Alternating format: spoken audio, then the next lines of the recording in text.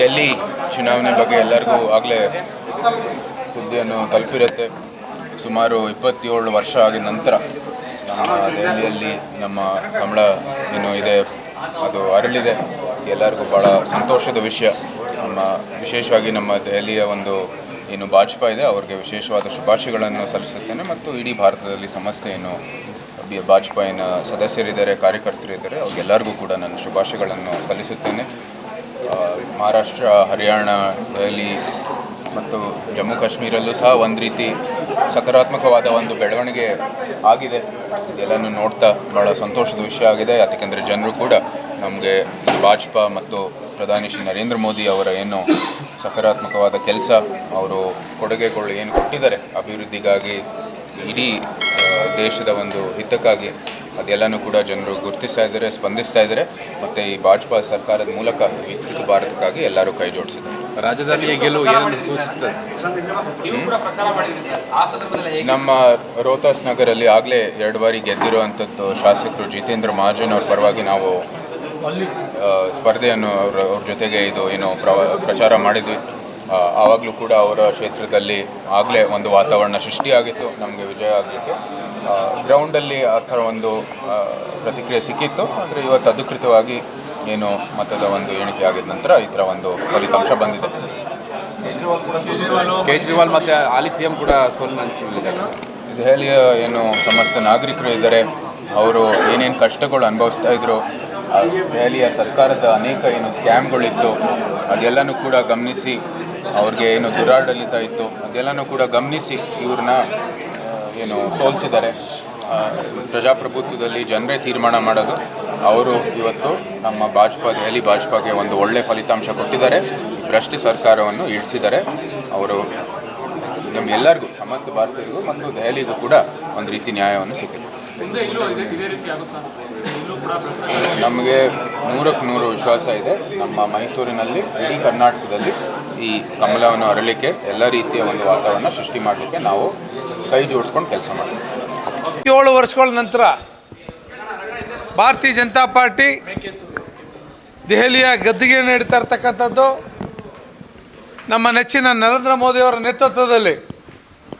ಯಾರು CM candidate ಅಂತ ಹೇಳಿದೆ ಇವತ್ತು ದೆಹಲಿಯನ್ನು ಗೆದ್ದಿರ್ತಕ್ಕಂಥದ್ದು ಭಾಳ ಖುಷಿಯಾಗಿದೆ. ಭಾರತೀಯ ಜನತಾ ಪಾರ್ಟಿಯ ರಾಷ್ಟ್ರದ ಎಲ್ಲ, ಭಾರತ ದೇಶದ ಎಲ್ಲ ಭಾರತೀಯ ಜನತಾ ಪಾರ್ಟಿ ಕಾರ್ಯಕರ್ತರು ಭಾಳ ಖುಷಿಯಾಗಿದೆ.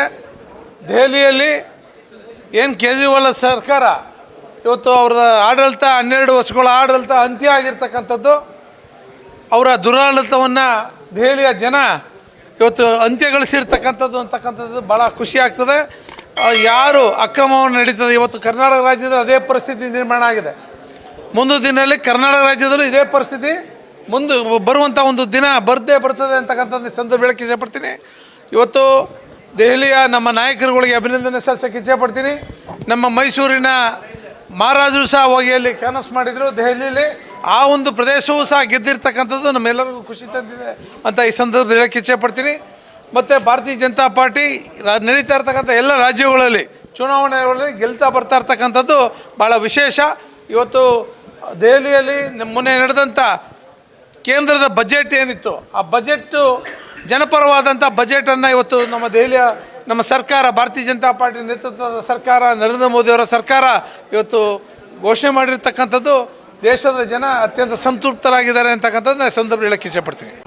ಪ್ರಧಾನಮಂತ್ರಿ ಮೋದಿಯವರ ನೇತೃತ್ವದಲ್ಲಿ, JP ನಡ್ಡಾ ಅವರ ನೇತೃತ್ವದಲ್ಲಿ ದೆಹಲಿ ಗದ್ದಿಗೆಯನ್ನು ಒಂದು 27 ವರ್ಷದ ನಂತರ ಪಡೆದಿರುವಂಥದ್ದು ಅತ್ಯಂತ ಸಂತೋಷದಾಯಕವಾದಂಥ ವಿಚಾರ ಆಗಿದೆ. ಈಗಾಗಲೇ ಅಲ್ಲಿ ಏನು ಪ್ರಚಾರಕ್ಕೆ ಹೋದಂಥ ಸಂದರ್ಭದಲ್ಲಿ ನಮ್ಮೆಲ್ಲ ನಾಯಕರುಗಳು ಹೇಳ್ತಾ ಇದ್ದಿದ್ದು ಈ ಬಾರಿ ಒಂದು ಬದಲಾವಣೆ ಬಯಸ್ತಾ ಇದ್ದಾರೆ. ಜನ ನೋಡಿದ್ದಾರೆ ಏನು ಅಂತೇಳಿ. ಒಬ್ಬ ಮುಖ್ಯಮಂತ್ರಿ ಸಂವಿಧಾನದ ಪ್ರಕಾರವಾಗಿ ನಡ್ಕೊಳ್ಬೇಕಾದಂಥ ವ್ಯಕ್ತಿ 6 ತಿಂಗಳು ಜೈಲೊಳಗಿದ್ದು, ನಾನು ಅಲ್ಲಿಂದನೇ ಮುಖ್ಯಮಂತ್ರಿ ಆಗ್ತೀನಿ, ಅಲ್ಲಿಂದನೇ ರಾಜ್ಯಭಾರ ಮಾಡ್ತೀನಿ ಎನ್ನುವಷ್ಟು ಸಂದೇಶವನ್ನು ಸಾರ್ವಜನಿಕರಿಗೆ ಕೊಟ್ಟ ಮೇಲೆ ಸಾರ್ವಜನಿಕರು ತೀರ್ಮಾನ ಮಾಡಿದ್ದು ನಮ್ಮ ಮುಖ್ಯಮಂತ್ರಿ ಹೇಗಿರಬೇಕು ಅಂತ. ಅಣ್ಣಾ ಹಜಾರೆಯವರು ಕೂತಂಥ ಸಂದರ್ಭದಲ್ಲಿ ಅರವಿಂದ್ ಕೇಜ್ರಿವಾಲ್ ಅವರನ್ನು ಮುಂದೆ ತಂದಿದ್ದು ನಾವೀಗ ನಡ್ಕೋತೀವಿ ಅಂತ ಅಣ್ಣಾ ಹಜಾರೆ ಅವರು ಹೇಳಿದಂಥ ಸಂದರ್ಭ. ಆದರೆ ಅದಾದಮೇಲೆ ಎಲ್ಲ ಕಳಂಕವನ್ನು ಹೊತ್ತು ಒಳಗೋದ ಮೇಲೂ ನಾನು ಜೈಲಿಂದ ರಾಜ್ಯಭಾರ ಮಾಡ್ತೀನಿ ಎನ್ನುವಂಥದ್ದು ಏನು ಮಾಡಿದ್ರು ಅದು ಇವತ್ತು ಅವರಿಗೆ ಕುತ್ತಾಗಿದೆ ಅಂತ ಹೇಳಿದ್ರೆ ತಪ್ಪಾಗಲಾರ್ದು. ಜೊತೆಗೆ ಡೆಲ್ಲಿ ಜನ ಯಾವಾಗಲೂ ಯೋಚನೆ ಮಾಡ್ತಾ ಇದ್ದಿದ್ದು ಪಾರ್ಲಿಮೆಂಟಲ್ಲಿ ಭಾಜಪಕ್ಕೆ ಕೊಡ್ತಾಯಿದ್ರು, ಲೋಕಲ್ ಬಾಡಿ ಎಲೆಕ್ಷನಲ್ಲಿ ಇತರೆ ಪಕ್ಷಗಳು ವ್ಯಕ್ತಿನ ನೋಡಿ ಕೊಡ್ತಾಯಿದ್ರು. ಆದರೆ ಯಾರು ವ್ಯಕ್ತಿಗೆ ನೋಡಿ ಮತವನ್ನು ಕೊಟ್ಟಿದ್ರೋ ಆ ವ್ಯಕ್ತಿನೇ ಹಿಂಗೆ ನಡ್ಕೊಂಡಿದ್ದಾನೆ ಅಂತ ಆದಮೇಲೆ ಅವನಿಗೆ ಕೊಡುವ ಪ್ರಶ್ನೆ ಬರ್ತಿರಲಿಲ್ಲ. ಎರಡನೇದು, ನರೇಂದ್ರ ಮೋದಿ, ಅಮಿತ್ ಶಾ ಅವರು, ಜೆ ಪಿ ನಡ್ಡಾ ಅವರು ವ್ಯವಸ್ಥಿತವಾಗಿ ಒಳ್ಳೆಯ ಅಭ್ಯರ್ಥಿಗಳನ್ನ ಹಾಕಿದ್ರು, ಜನಪರ ಕೆಲಸ ಮಾಡುವಂಥ ಅಭ್ಯರ್ಥಿಗಳನ್ನ ಹುಡುಕಿ ಹಾಕಿದ್ರು. ಹಣ ಇರಬೇಕು ಅಂತಿಲ್ಲ, ಆದರೆ ಜನಸೇವಕನಾಗಿ ಕೆಲಸ ಮಾಡ್ತೀನಿ ಎನ್ನುವಂಥ ಕಾರ್ಯಕರ್ತರಿಗೆ ಈ ಬಾರಿ ಟಿಕೆಟ್ ಕೊಟ್ಟಿದ್ದು. ರಾಷ್ಟ್ರೀಯ ಸ್ವಯಂ ಸೇವಕ ಸಂಘದ ಎಲ್ಲ ಕಾರ್ಯಕರ್ತರು ಈ ಬಾರಿ ಡೆಲ್ಲೀಲಿ ನಾವು ಚುನಾವಣೆಯನ್ನು ಗೆಲ್ಲೇಬೇಕು ಅಂತ ಮಾಡಿದ್ದರ ಪರಿಣಾಮ ಇವತ್ತು ಈ ಜಯ ಸಾಧ್ಯ ಆಗಿದೆ. ಒಂದು ಒಳ್ಳೆಯ ರೀತಿಯಲ್ಲಿ ಆಡಳಿತವನ್ನು ಕೊಟ್ಟು ಮುಂದಿನ ದಿನಗಳಲ್ಲಿ ಭಾರತೀಯ ಜನತಾ ಪಾರ್ಟಿಗೆ ಅಧಿಕಾರ ಕೊಟ್ಟರೆ ಈ ಥರ ಒಳ್ಳೆಯ ರೂಲನ್ನು ಮಾಡಿದ್ರು ಅನ್ನುವಂಥ ಹೆಸರನ್ನು ಗಳಿಸ್ಕೊಳ್ಳುವಂಥ ದೃಷ್ಟಿಯಲ್ಲಿ ಈ ಚುನಾವಣೆ ನಮ್ಮೆಲ್ಲರಿಗೂ ಬಹಳ ಸಂತೋಷ ತಂದಿದೆ, ರಿಸಲ್ಟ್ ಸಂತೋಷ ತಂದಿದೆ. ಮತ್ತು ಇದನ್ನು ನಾವು ಮುಖ್ಯ ರಾಜ್ಯಗಳ ಚುನಾವಣೆಗೆ ಈ ಒಂದು ತಂತ್ರವನ್ನೇ ಅಳವಡಿಸ್ಕೊಂಡು ಕಾರ್ಯಕರ್ತರ ಸ್ನೇಹಿ ಪಕ್ಷವನ್ನಾಗಿ ಮಾಡುವ ನಿಟ್ಟಿನಲ್ಲಿ ಕೇಂದ್ರ ನಾಯಕರು ಗಮನ ಹರಿಸ್ತಾರೆ ಅನ್ನುವಂಥ ವಿಶ್ವಾಸ ನನಗಂತೂ ಇದೆ. ಮಾಡ್ತಾನೇ ಇದ್ದೀವಿ. ಅದಕ್ಕೆ ನಾವು ಯಾವಾಗಲೂ ಕರ್ನಾಟಕ ಸರ್ಕಾರವನ್ನು A1 ಸರ್ಕಾರ ಅಂತ ಕರೆದಿದ್ದು ಜರಿದಿದ್ದು ನಾವು ಅದಕ್ಕೇ. ಅಕ್ಯೂಸ್ಡ್ ಒಂದು ಸರ್ಕಾರ ಇದು, ಅಕ್ಯೂಸ್ಡೇ ನಡೆಸ್ತಾ ಇರುವಂಥದ್ದು ಅಂತ. ನೆನ್ನೆ ಒಂದು ರೀತಿಯಲ್ಲಿ ಈ ಥರದ ಕೋರ್ಟಿನ ವ್ಯಾಖ್ಯಾನಗಳು ಈ ರೀತಿ ಬಂದಿರುವಂಥ ಸಂದರ್ಭದಲ್ಲಿ ಕರ್ನಾಟಕದ ಮುಖ್ಯಮಂತ್ರಿ ಮೇಲಿರುವಂಥದ್ದೇ ಬೇರೆ, ಅದರಲ್ಲಿ ಸ್ವತಃ ಮುಖ್ಯಮಂತ್ರಿನ ಅಬಕಾರಿ ವಿಷಯದಲ್ಲಿ ಒಳಗಡೆ ಹಾಕಿದ ಮೇಲೂ ನಾನು ಜನರಿಗೆ ನಂಬಿಕೆ ಉಳಿಸ್ಕೊಳ್ಳಲ್ಲ, ಕೇಂದ್ರದ ಮೇಲೆ ಸವಾರಿ ಮಾಡ್ತೀನಿ, ನಾ ಇಲ್ಲಿಂದನೇ ರಾಜ್ಯಭಾರ ಮಾಡ್ತೀನಿ, ಅವ್ರ ಚೇರ್ ಪಕ್ಕಕ್ಕಿಟ್ಟು ಇನ್ನೊಂದು ಚೇರಲ್ಲಿ ರಾಜ್ಯಭಾರ ಮಾಡ್ತೀನಿ ಅಂತ ಹೊರಟ್ರಲ್ಲ, ಒಂದು ರೀತಿ ನಗೆ ಪಾಟ್ಲಿಗಾಗಿತ್ತು. ಅದಕ್ಕೆಲ್ಲ ತಕ್ಕ ಉತ್ತರ ಈಗ ಸಿಕ್ಕಿದೆ. ಇದೊಂದು ರೀತಿ ಮೂರು ತನಿಖಾ ಸಂಸ್ಥೆ ಮಾಡ್ತಾ ಇರುವ ಕಾರಣಕ್ಕೆ ಯಾವುದೇ ತನಿಖಾ ಸಂಸ್ಥೆ ಇನ್ನೂ ಪೂರ್ಣ ವರದಿಯನ್ನು ಸಲ್ಲಿಕೆ ಮಾಡದೇ ಇರುವ ಕಾರಣಕ್ಕೆ ನಿನ್ನೆ ನಾವು ಲೋಕಾಯುಕ್ತ ಹಿಂಗೆ ತಪ್ಪು ಮಾಡಿದ್ದಾರೆ ಅಂತ ಬೆರಳು ಮಾಡುವಂಥದ್ದನ್ನು ಯಾವುದೂ ಆಗಿರಲಿಲ್ಲ. ಪೂರ್ಣ ಪ್ರಮಾಣದ ವರದಿ ಸಲ್ಲಿಕೆಯ ನಂತರ ಎಲ್ಲೆಲ್ಲಿ ಲೋಕಾಯುಕ್ತ ತಪ್ಪು ಮಾಡಿದ್ದಾರೆ ಅಂತ ನಾವು ಅವಾಗ ಹುಡುಕೋಕ್ಕಾಗತ್ತೆ. ನಿನ್ನೆ ಏನು ಕೊಟ್ಟಿದ್ದಾರೆ ಅಂದರೆ ಲೋಕಾಯುಕ್ತಕ್ಕಿನ್ನೂ ಪೂರ್ಣ ವರದಿನೇ ಸಬ್ಮಿಟ್ ಮಾಡಿಲ್ಲ. ಹೇಗೆ ನಾವು ಸರಿ ಮಾಡಿಲ್ಲ, ಇವರು CBI ಕೊಡಿ ಅಂತ ಒತ್ತಾಯ ಮಾಡೋಕ್ಕಾಗ್ತಾಯಿತ್ತು. ಎಲ್ಲೋ ಒಂದು ಕಡೆ ಅರ್ಜಿದಾರರು ಸ್ವಲ್ಪ ಆತುರದ ನಿರ್ಧಾರ ತೋರಿದ್ರೇನೋ ಅಂತ ಮೇಲ್ನೋಟಕ್ಕೆ ಅನ್ನಿಸ್ತಾ ಇದೆ. ಸಬ್ಮಿಟ್ ಆದ ನಂತರ ಜನಪ್ರತಿನಿಧಿಗಳಿಗೆ ಕೋರ್ಟ್ಗೆ ಕೊಟ್ಟ ನಂತರ ಮತ್ತು ಇವ್ರ ಪೀಠಕ್ಕೆ ಬಂದ ನಂತರ ನಾವೇನಿದ್ರೂ ಎಲ್ಲಿ ತಪ್ಪು ಮಾಡಿದ್ದಾರೆ ಅನ್ನೋದು ಹುಡುಕಬೇಕಾಗತ್ತೆ.